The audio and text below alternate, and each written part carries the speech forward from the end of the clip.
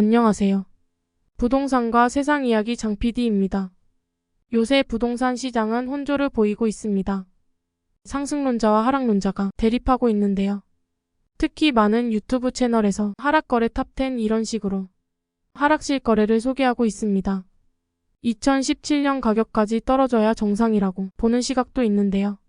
그런데 지금 부동산 시장 대세 상승까지는 아니지만 2020년 가격에서 더 떨어져서 2017년 가격까지 떨어질 수가 있을까요? 하나씩 따져보도록 하겠습니다. 오늘은 먼저 송파구 대표 단지들부터 보겠습니다. 먼저 위례 장지동 송파꿈에 그린 위례 24단지입니다. 2013년 11월 입주한 아파트이고 1810세대입니다. 최고가는 2021년에 거래된 14억 5천만 원이고 올해 3월 최저가가 10억 5천만 원인데요. 그 이후 계속해서 상승 거래가 있어서 지금은 최저 매물이 12억입니다. 작년 하반기부터 작년 말까지는 거의 거래가 없습니다. 왜 없을까요? 매물을 내놓아도 매수세가 안 붙기 때문이었겠죠. 그런데 올해부터는 어떤가요? 거래량이 조금씩 생기면서 그래프가 상승 곡선을 그리고 있습니다. 그리고 결정적으로 최저 매물도 12억으로 직전 거래가보다 높습니다. 지금 10억대나 11억 원대로는 살 수가 없다는 말인 겁니다. 올해 초 10억 5천만 원에 사신 분들은 단기간에 1억 5천만 원을 버신 거죠. 저는 금리가 급등하거나 다른 변수가 생기더라도 작년 말 올해 초에 있었던 최저점보다 더 하락하기는 어렵다고 봅니다. 왜냐하면 전세가 점점 부족해지고 있기 때문입니다.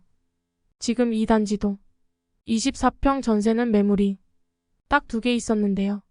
30평대는 아예 매물이 없었습니다.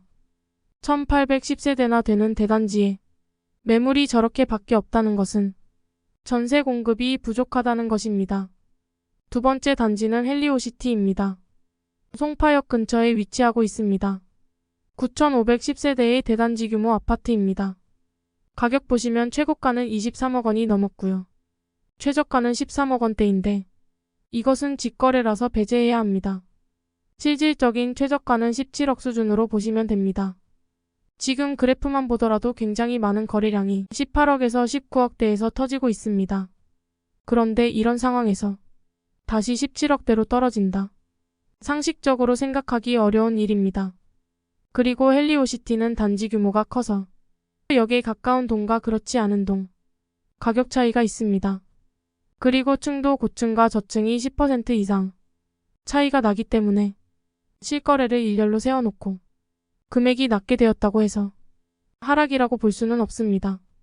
헬리오시티는 네이버 부동산 매물상에 17억 후반대 매물이 있기는 한데요. 실제 부동산 방문해보면 매물이 굉장히 희소한 상황이고 실거래되는 매물보다 몇억 저렴한 매물은 없습니다. 헬리오시티가 하락 중이라고 말하는 분들이 있다면 다시 한번 생각해 볼 필요가 있습니다. 다음으로는 잠실 대표단지 엘스 살펴보도록 하겠습니다.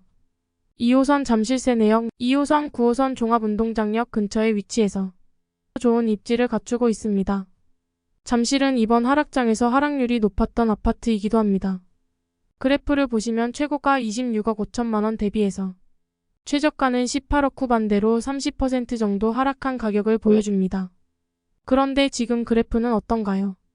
올해 초만 해도 반등이냐 아니면 데드캣 바운스냐 말이 많았는데 지금 24억 원이 넘는 가격에도 거래가 되면서 상승세를 확연히 보여주고 있습니다. 물론 24억 4,400만 원 이 거래는 129동으로 역에서도 상대적으로 가깝고 초등학교, 고등학교와도 가까운 곳에 위치한 동입니다. 역세권인 120동은 25억 원에 거래가 되기도 했습니다. 잠실 엘스도 5,678세대의 대단지이기 때문에 동별 가격 격차가 있습니다. 그런데 지금 상황에서는 동별 가격 격차 고려하더라도 너무나 확연한 상승세입니다.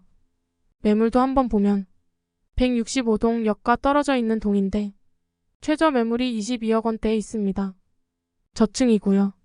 지금 갑자기 19억 원대, 18억 원대, 더 나아가서 하락론자분들이 기다리는 15억 원 미만으로 갈 수가 있을까요? 저는 아니라고 봅니다. 물론 역전세는 있습니다.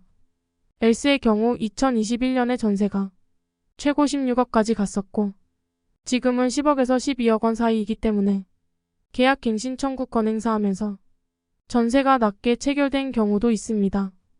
임대차 3법 시행 이후 2021년 10월 정도가 전세 피크였는데요. 이 매물들이 앞으로 어떻게 소화되는지는 지켜봐야 할 것 같습니다.